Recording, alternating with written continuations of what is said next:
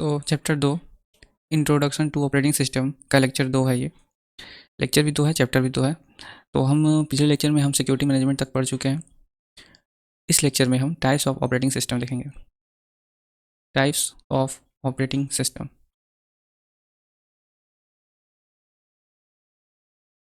जिसमें पहले इधर से जो लेफ्ट हैंड साइड में टाइप्स लिखा है और राइट हैंड साइड में इसका फीचर। पहला है time sharing operating system. Time sharing operating system, दूसरा कलर लेते हैं। Time sharing operating system, time sharing operating system, यहाँ पे टी है। तो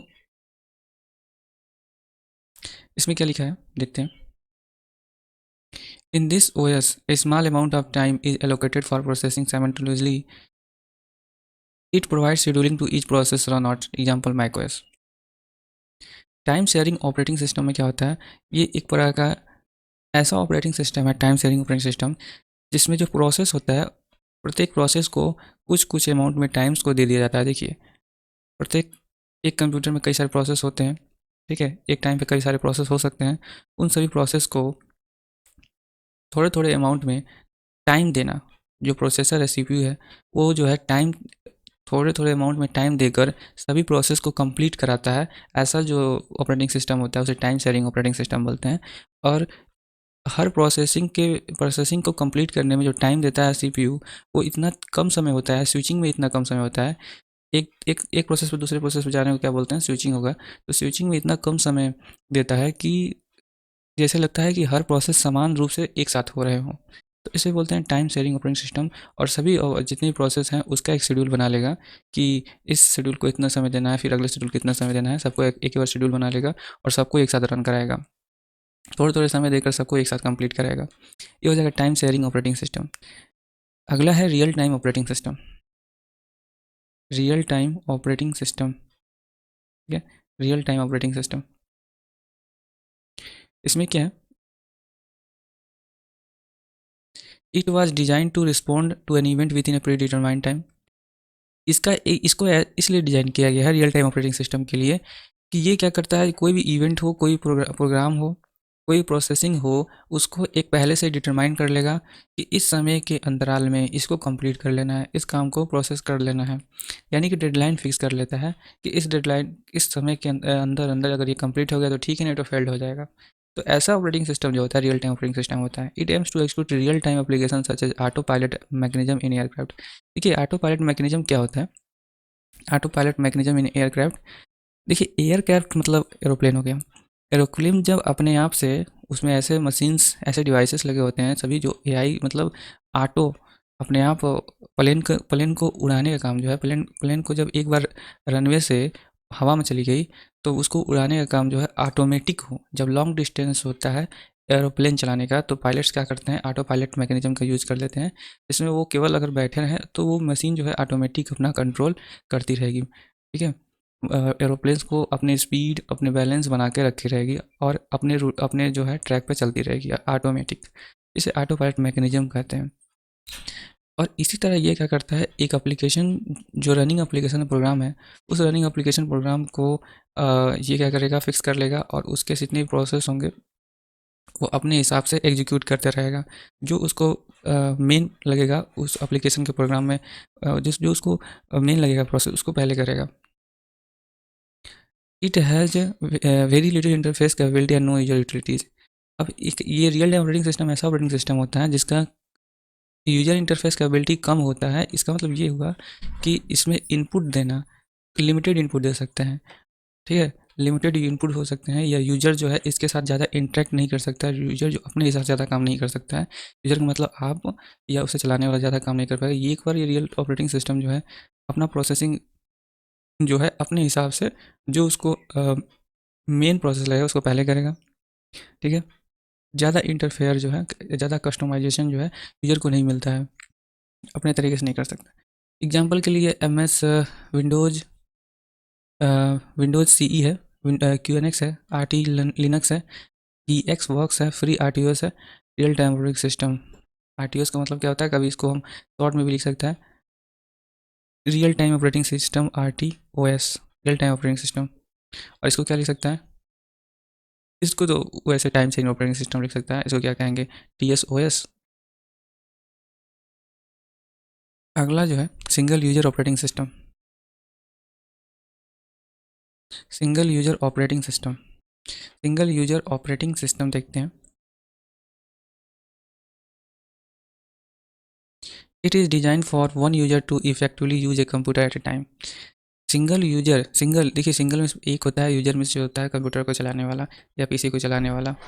तो जब एक ही यूजर एक ही कंप्यूटर को चलाने वाला हो तो उस प्रकार के कौन सा ऑपरेटिंग सिस्टम यूज़ करते हैं, सिंगल यूजर ऑपरेटिंग सिस्टम करते हैं। या ऐसा ऑपरेटिंग सिस्टम है केवल एक एक समय में एक ही पर्सन उसको यूज़ कर सके, तो वो सिंगल यूजर ऑपरेटिंग सिस्टम कहा जाएगा।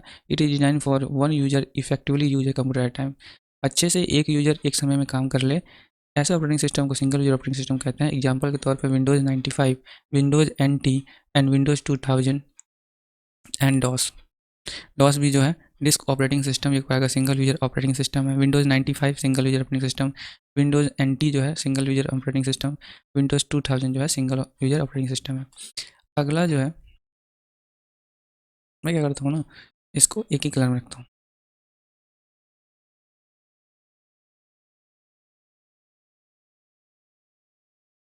हमारा है मल्टी यूजर ऑपरेटिंग सिस्टम, ठीक है।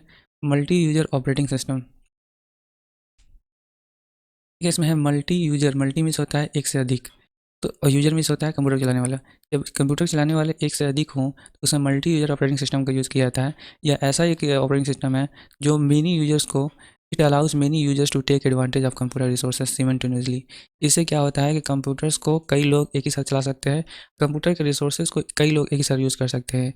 एक ही सीपीयू पर, सीपीयू से कई लोग कनेक्ट हैं, एक ही मेमोरी पे, एक ही सीपीयू पे, एक ही हार्ड डिस्क पे, एक ही मेमोरी स्टोरेज पे सब कई लोग काम कर रहे हैं, ठीक है। तो वो हो जाएगा multi user operating system. It ensure that problem with one user does not affect with entire community of user. ये ऐसा एक प्रकार का सिस्टम होता है जिसमें अगर एक यूजर अगर अपना काम नहीं कर पा रहा है, एक यूजर इफेक्ट है, तो बाकी जितने भी यूजर होंगे उन पे उसका प्रभाव नहीं पड़ेगा, ठीक है। बाकी यूजर अपने, अगर एक एक मेन सीपीयू है उससे 5 लोग जुड़े हैं, तो अगर एक यूजर काम नहीं कर पा रहा है, एक यूजर अफेक्ट है, तो ऐसा नहीं है कि चारों बाकी बचे जो है यूजर्स जो है काम ना कर पाएँ। एग्जांपल यूनिक्स, इस एग्जांपल में यूनिक्स है, VMS है, लिनक्स है, विंडोज़ 2000 है, etc। यूनिक्स है, मल्टी यूजर ऑपरेटिंग सिस्टम है। VMS है, multi user operating system. Linux है, विंडोज़ 2000 है। अब देखिए, अब ये देखिए, एक मिनट। तो विंडोज़ 2000 जो है मल्टी यूजर ऑपरेटिंग सिस्टम में भी आ जाता है, ठीक है। ये दोनों में, सिंगल यूजर ऑपरेटिंग सिस्टम में भी विंडोज़ 2000 दिया है और मल्टी यूजर ऑपरेटिंग सिस्टम में भी विंडोज़ 2000 दिया है, ठीक है। अगला जो है सिंगल टास्किंग ऑपरेटिंग सिस्टम क्या होता है, single tasking operating system, pink colour, single tasking operating system. It allow only a single program to run at a time. Example Palm OS etc। देखिए, एट ए टाइम का मतलब होता है एक समय में, ठीक है, एक समय में एक बार। It allows only a single program to run at a time, यानी एक समय में केवल एक ही प्रोग्राम चले। ऐसे ऑपरेटिंग सिस्टम में, ऑपरेटिंग सिस्टम को क्या बोलते हैं, single tasking operating system. Example के तौर पे पाल्म ओएस। से पाल्म ओएस क्या होता है, जैसे पहले के समय में आपको पता होगा, पहले क्या अभी भी आता है, या स्टार्टिंग में क्या था, नोकिया का एक मोबाइल चलता था कीपैड वाला, ठीक है। तो उसमें क्या होता है कि आप एक समय में केवल एक ही काम कर सकते हैं। आप अगर डायल कर रहे हैं, फ़ोन लगा रहे हैं, तो केवल फ़ोन लगा ही सकते हैं। कोई स्विच करके कोई और चीज़ नहीं कर सकते, वीडियो नहीं देख सकते हैं, म्यूजिक नहीं सुन सकते हैं, ठीक है। या आप, कोई ऐप है, इसमें भी कोई ऐप होता था, कोई कैलेंडर है या कोई वीडियो प्लेयर है, ठीक है। तो एक समय में अगर वीडियो प्लेयर देख रहा है तो बाकी सब कट जाएगा, केवल वीडियो पे ही रहेंगे। लेकिन एंड्रॉयड में क्या होता है कि आप एक समय में कई काम जो है मल्टीटास्क कर सकते हैं। आप एक समय में कोई वीडियो एडिट कर रहे हैं, एक समय में कोई टेक्स्ट पढ़ रहे हैं, कोई पिक्चर ओपन किए हैं मिनिमाइज करके, ठीक है। तो बहुत सारे टास्क जो है हम एक ही बार में परफॉर्म करते रहते हैं एंड्रॉयड में, ठीक है। बहुत सारे ऐप्स हम एक ही साथ ओपन कर लेते हैं। लेकिन इसमें क्या होता था कीपैड वाले में, जिसे हम पाम ओएस बोलते हैं यहाँ पे, इसमें कौन सा ओएस चलता है, पाम ओएस। तो इसमें एक बार में एक ही प्रोग्राम चलता है, तो इसलिए इसको बोलते हैं सिंगल टास्किंग ऑपरेटिंग सिस्टम। अगला है multitasking, multiprogramming operating system. Multiprogramming operating system, इसमें क्या लिखा है कि it allows to run several program at a time using time sharing. इसमें क्या होता है कि बहुत सारे प्रोग्राम एक ही समय में, कई सारे प्रोग्राम एक ही समय में चलते हैं, टाइम को शेयर करके small amount of time, small amount में टाइम जो है सबको देकर प्रोग्राम जो है, कई प्रोग्राम एक ही साथ चलते हैं। This operating system keep several jobs in memory at a time. एक समय में कई सारे जॉब्स जो है मेमोरी में ये ऑपरेटिंग सिस्टम रख लेता है और सारे काम्स को, सारे जॉब्स को टाइम शेयरिंग के रूप में, टाइम शेयरिंग करते हुए सभी को करता है, ठीक है, कंप्लीट करता है। एग्जाम्पल के रूप में लिनक्स है, यूनिक्स है, और भी चीज़ें हैं, और भी ऑपरेटिंग सिस्टम आते हैं, लिनक्स, यूनिक्स, ठीक है। अगला है operating system multitasking operating system. ये मल्टी प्रोग्रामिंग थे, मल्टीटास्किंग ऑपरेटिंग सिस्टम। इसमें क्या मल्टीटास्किंग मतलब समझ रहे हो, मल्टी मतलब कई, टास्किंग मतलब कई बार कई काम जो है, कई ऐप्स एक ही साथ ओपन हो सकते हैं। This operating system is the logical extension of multi programming operating system. क्या है, एक प्रकार का ये मल्टी प्रोग्रामिंग ऑपरेटिंग सिस्टम का ही एक प्रकार का ये एक रूप है इसका। इसका मतलब इसमें होता क्या है कि in this operating system more than one CPU processes can be execute concurrently. एक ही साथ जो है एक से अधिक प्रोसेस जो है एग्जीक्यूट हो रहे होते हैं, ठीक है, एक से ज़्यादा अधिक प्रोसेस जो होते हैं कंप्लीट हो रहे होते हैं, इसमें मल्टीटास्किंग ऑपरेटिंग सिस्टम है। It reduces CPU time, idle time. ये जो है सीपीयू के आइडल टाइम को जो है क्या करता है, कम करता है। अब आइडल होता क्या, आइडल का मतलब होता है सीपीयू का बेकार समय। सपोज कि 4 प्रोसेसिंग है, एक प्रोसेस, ठीक है, या 4 ऐप्स आप ओपन किए हैं, उस 4 ऐप्स में से एक ऐप से आप काम, चारों ऐप्स जो है ओपन है, और पहला जो ऐप है आप उस पर काम कर रहे हैं, उसमें कुछ प्रोसेसिंग हो रहा है। अब प्रोसेसिंग होते होते आपको इनपुट देने की आवश्यकता है, ठीक है। अभी ना आपको इनपुट देना है, या कोई और चार्ज उसमें, कोई सीपीयू उसमें कम यूज़ हो रहा है, तो ये क्या होगा कि मल्टीटास्किंग ऑपरेटिंग सिस्टम में क्या होगा कि वो स्विच कर देगा सीपीयू का जो टाइम है, या सीपीयू का फोकस जो है दूसरे प्रोसेसिंग पे चला जाएगा और वो प्रोसेस करने लगेगा। या एक प्रोसेस में कम सीपीयू लग रहा है, दूसरे में ज़्यादा दूसरे में अगर एक सीपीयू में कम प्रोसेस लग रहा है, कम सीपीयू का यूज है, तो वो क्या करेगा कि बाकी जो है अपना सीपीयू का कैपेसिटी है तो कहीं और वो जो है प्रोसेसिंग अपना लगा देगा, अपना टाइम लगा देगा। या प्रोसेसिंग एक बार में एक अगर एक बार में एक प्रोग्राम प्रोसेस कर रहा है, तो अब प्रोसेस करते करते एक ऐसा समय है कि अब यूजर से इनपुट लेना है। जब तक यूजर इनपुट देगा तब तक वो दूसरा टास्क कंप्लीट कर लेगा, ठीक है। तो इस प्रकार का होता है मल्टीटास्किंग ऑपरेटिंग सिस्टम। जिससे क्या होता है, सीपीयू का आइडल, आइडल माने होता है जो बेकार समय होता है, IDLE, जो बेकार बेकार समय होता है, ठीक है, उसको क्या करता है, कम करता है मल्टीटास्किंग ऑपरेटिंग सिस्टम में। अगला जो है एग्जांपल दे रहा है, माइक्रोसॉफ्ट विंडोज़ है। माइक्रोसॉफ्ट विंडोज़ में क्या होता है कि इस प्रकार का मल्टीटास्किंग हो जाता है।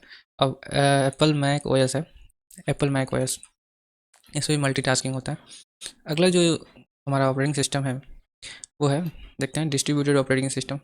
Distributed operating system, it uses multiple central processing to serve multiple real time application. इसमें क्या होता है कि बहुत सा मल्टीपल सेंट्रल प्रोसेसिंग होता है, ठीक है। बहुत सारे सेंट्रल प्रोसेसर होते हैं, जैसे सीपीयू में कई सारे प्रोसेसर होते हैं जो मल्टीपल एप्लीकेशंस को हैंडल कर रहे होते हैं और मल्टीपल प्रोसेस कर रहे होते हैं। It manage group of independent computer and makes them appear to single computer. ये जो है बहुत सारे इंडिपेंडेंट कंप्यूटर्स को मैनेज करने का काम करता है और एक सिंगल कंप्यूटर में उसको दिखाता है, ठीक है। ये सिंगल कंप्यूटर से मल्टीपल कंप्यूटर्स को हैंडल किया जाता है। Data processing jobs are distributed among the processor according to their efficiency. Data जो भी प्रोसेसिंग करने का काम जो होता है, जो भी जॉब्स होते हैं, जो भी काम होते हैं, वो बहुत सारे प्रोसेसर में बढ़ जाते हैं उनके एफिशिएंसी के हिसाब से। जो डाटा को ज़्यादा प्रोसेस करना होता है, ज़्यादा हैवी डाटा है, वो अच्छे प्रोसेसर के पास काम करने के लिए भेज दिए जाते हैं। जैसे एग्जांपल के रूप में यहाँ पे लोकस है, टीसी लोकस जो है एक प्रकार का डिस्ट्रीब्यूटेड ऑपरेटिंग सिस्टम है। अब आता है बैच ऑपरेटिंग सिस्टम, ये तो सेम कलर हो गया। Batch operating system, batch processing operating system. यहाँ पे क्या लिखा है कि similar type of jobs are grouped under a batch and batches are executed without user interruption. देखिए बहुत सारे जॉब्स जो है, बहुत सारे काम जो है, प्रोसेसिंग जो है, एक फाइल में, बैच फाइल में रख दिए जाते हैं एक सीक्वेंस में, और वो सब फाइल जब एग्जीक्यूट होता है, एक बार एग्जीक्यूशन स्टार्ट हुआ तो फिर यूजर उसमें इंटरप्ट नहीं करेगा, वो सारा सारा कंप्लीट काम करने का काम किसका होगा, ठीक है, कंप्यूटर का होगा, प्रोसेसर का होगा। Jobs are process in order of submission, जिस प्रकार first come first serve, FCFS basis. Example DOS, IBM OS या IBM OS 2 etc। इसमें होता क्या है, बहुत सारे काम्स को जिस ऑर्डर में रखा होता है उस ऑर्डर में उसको प्रोसेस करता है। जो पहले आएगा उसे पहले दिया जाएगा, first come first serve, FCFS यानी फर्स्ट कम फर्स्ट सर्व। ये बेसिस पे काम करता है, यानी जो पहले आएगा उस पर ये का पहला काम करेगा, उसको उस जॉब को पहले कंप्लीट करेगा। जैसे डॉस पे हो गया, डॉस में जो पहले काम आपने दे दिया उसको तो पहले का अपना काम करेगा, ठीक है। IBM OS हो गया, IBM OS 2 हो गया। अगला जो है मल्टी प्रोसेसिंग ऑपरेटिंग सिस्टम, ठीक है। मल्टी प्रोसेसिंग ऑपरेटिंग सिस्टम, इसमें क्या है कि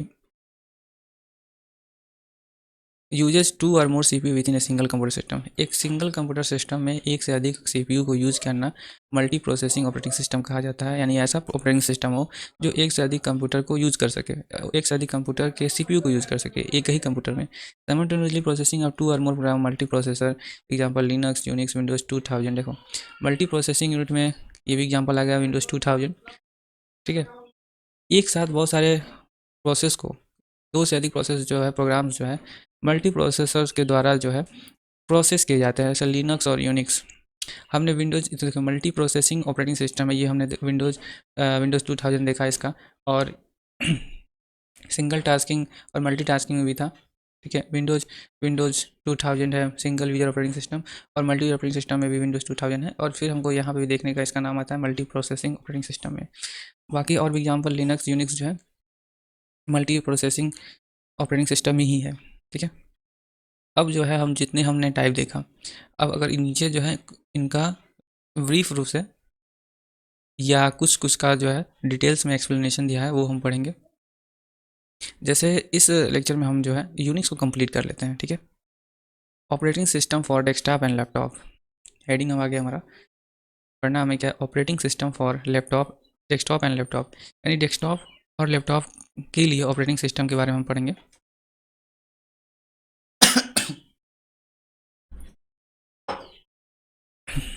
operating system for desktop and laptop. Desktop क्या होता है, लैपटॉप क्या होता है? देखिए बेसिकली डेस्कटॉप का मतलब यही है कि उसमें मॉनिटर हो, ठीक है, कीबोर्ड हो, माउस हो एंड सीपीयू हो, ठीक है। तो ये हो जाएगा हमारा डेस्कटॉप। क्या हो जाएगा? डेस्कटॉप, डेस्कटॉप हो जाएगा। और वही अगर हम ऐसे लैपटॉप हो गया, ठीक है, जिसे हम लैप पे भी रख कर, ठीक है, गोद में भी लेके चला सकें, उसे लैपटॉप बोलते हैं। इस प्रकार का लैपटॉप बोलते हैं, इसको क्या बोलते हैं? डेस्कटॉप बोलते हैं। तो इसमें किस प्रकार का ऑपरेटिंग सिस्टम जो है चलता है और इसके लिए कौन सा ऑपरेटिंग सिस्टम होता है ये हम देखेंगे। क्या दोनों के लिए सेम होता है या दोनों के लिए अलग अलग होता है ये हम देखेंगे। तो हम पढ़ते हैं। Some commonly used operating system for desktop and laptop as follow. कुछ कॉमनली का मतलब सामान्य रूप से जो है ऑपरेटिंग सिस्टम डेस्कटॉप और लैपटॉप के लिए यूज होते हैं। वो पहला है यूनिक्स। हम इसको हेडिंग को ग्रीन कलर से कर दें, चलो ये ले लेते हैं यूनिक्स। यूनिक्स में क्या है कि इसके बारे में पढ़ते हैं। It is operating system which was first developed in 1969। Unix एक ऐसा ऑपरेटिंग सिस्टम है जो 1969 में डेवलप्ड हुआ था, ठीक है। 1969 में इसे बनाया गया था यूनिक्स को। Unix system have a graphical user interface GUI similar to different Microsoft Windows which provides an easy way to use platform। देखिए यूनिक्स में क्या होता है कि यूनिक्स एक बार का ग्राफिकल यूजर इंटरफेस है, यानी कि कोई भी काम करने के लिए आपको कमांड लिखने नहीं पड़ेंगे। आपको बस ग्राफिक्स उसमें होंगे, आइकॉन्स होंगे, फोटोज होंगे, इमेज होंगे, उसको देखकर या जो भी काम करेंगे तो आपको दिखेगा, ठीक है। उसका कुछ चित्र रहेगा, उस चित्र के माध्यम से हम काम करेंगे, ठीक है। काम अपना परफॉर्मेंस, अपना जो जॉब्स है वो करते हैं। ग्राफिकल यूजर इंटरफेस जैसे हम जो आपको पढ़ा रहे हैं वो एक प्रकार का मुझे दिख रहा है कि कहाँ पे कौन सा टूल्स है, ड्रा करने वाला ये टूल्स है और हाइलाइटर यहाँ है, ये हमें दिख रहा है। तो इसे बोलते हैं ग्राफिकल यूजर इंटरफेस। यानी कि जो भी चीज़ हमें कराना है उसके लिए, हर चीज़ के लिए ग्राफिक है, एक फ़ोटो है, ठीक है, वो करने के लिए। अगर यही मुझे अगर टूल्स लाने के लिए कोई कमांड लिखना पड़ रहा है, टाइप करना पड़ता है, तो वो क्या होता है? ग्राफिकल यूजर इंटरफेस नहीं कहा जाता। Similar to the Microsoft Windows which provides an easy way to platform. देखिए विंडोज़ के जितने भी ऑपरेटिंग सिस्टम आते हैं अब सब ग्राफिकल यूजर इंटरफेस होते हैं। तो विंडोज़, माइक्रोसॉफ्ट विंडोज़ का जो ग्राफिकल इंटरफेस होता है, सेम वैसे ही यूनिक्स का भी ये यूनिक्स भी एक प्रकार का क्या है? ग्राफिकल यूजर इंटरफेस है। जिससे कि क्या होता है, कोई भी यूज करने में इसको इस ऑपरेटिंग सिस्टम को यूज करने में आसानी होता है। It support final fully multitasking with protected memory, which means multi-user can run multiple program at the same time without interfering with each other or crashing the system। देखिए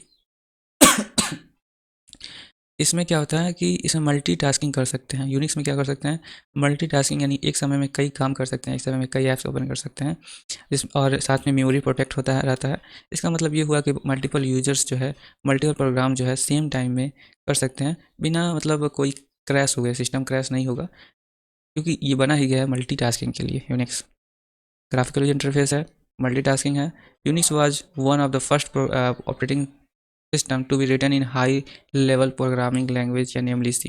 Unix एक प्रकार का पहला ऑपरेटिंग सिस्टम था, ठीक है। ये operating system है जो कि हाई लेवल प्रोग्रामिंग लैंग्वेज में लिखा गया था, सी लैंग्वेज में लिखा गया यूनिक्स, ठीक है। सी लैंग्वेज में लिखा गया, हाई लेवल। अब हाई लेवल लैंग्वेज क्या होता है भाई, तो हाई लेवल लैंग्वेज वही लैंग्वेज होता है जो प्रोग्रामर लिखते हैं। कंप्यूटर डायरेक्ट उसे समझता नहीं है, उसे कंपाइल करके, उसे कन्वर्ट करके अपने लैंग्वेज में समझता है, ठीक है। मशीन लैंग्वेज और हाई लेवल लैंग्वेज होता है। मशीन लैंग्वेज को लो लेवल लैंग्वेज कहते हैं। हाई लेवल लैंग्वेज प्रोग्रामर अपने लैंग्वेज में लिखता है, ठीक है। इसे कोडिंग करते हैं, कहते हैं आम भाषा में। तो इसका जो कि यूनिक्स का ये कुछ पार्ट यहाँ बच गया है, तो हम यहाँ पे ही डिस्कस कर लेते हैं इसी लेक्चर में। This means that it could be installed on virtually any computer for which a C compiler existed, which means that it could be installed on virtually any computer for which a C compiler existed. ये मतलब ये आसानी से install हो सकता है उन computer में जिसमें सी कंपाइलर होता है, ठीक है। सी लैंग्वेज का कंपाइलर हो, वो जो है यूनिक्स उसमें आसानी से इंस्टॉल हो सकता है, क्योंकि सी लैंग्वेज में वो लिखा गया है, तो सी लैंग्वेज को समझने के लिए कंपाइलर होना चाहिए। तो सी कंपाइलर जिस सिस्टम में होगा, जिस लैपटॉप में होगा, जिस डेस्कटॉप में होगा, उसमें आसानी से इंस्टॉल हो जाएगा। This natural portability combined with low price made it popular choice among the universities. देखिए, एक प्रकार का ये पोर्टेबल होता है और लो कास्ट में होता है और पॉपुलर है। लो कास्ट में है इसलिए पॉपुलर है, इसलिए सभी जगह ये ज़्यादा से ज़्यादा यूज होता है। तो ये हो गया यूनिक्स का कहानी, यूनिक्स की बात हमने कर लिया। अब अगले जो लेक्चर है वहाँ से हम Linux, Mac OS, Windows, MS Windows और उसका जो टाइप्स है, एमएस विंडोज़ का कई सारे वर्जन है उसको देखेंगे।